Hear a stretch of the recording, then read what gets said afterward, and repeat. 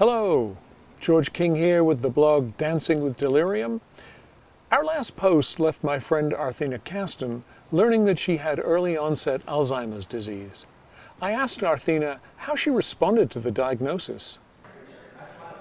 You know how you know something, but you don't want to know it?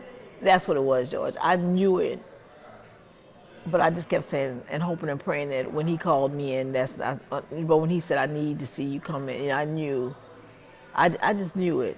It was just like, I'm only 51. That can't be, because my father was much older, and I kept saying, that can't be right. That can't be right. But it was right. And so I just kind of thought, what am I going to do now?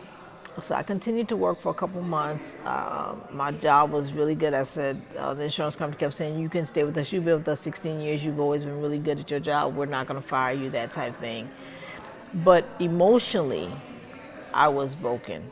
I was broken right then. I mean, I was really broken. And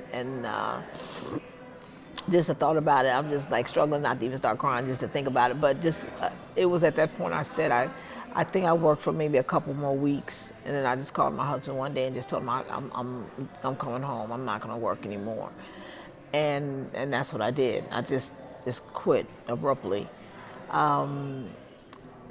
The good thing was I had been at the company long enough to retire, so they let me retire. You know, my boss talked to me for a long time, and he kept saying, you don't have to leave, take a leave of absence. I was like, no, because I knew I couldn't. I would sit at my desk and just start thinking about it and just start crying.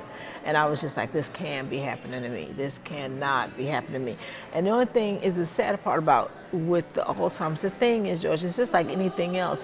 When you start thinking about people with Alzheimer's, you think about the end stages. You're not thinking about when it first starts. And so it saddens you right then. Yeah. And that's what it did. It saddened me. And that's what made it so hard. The journey was even harder because I was sad. Did Arthena remain sad?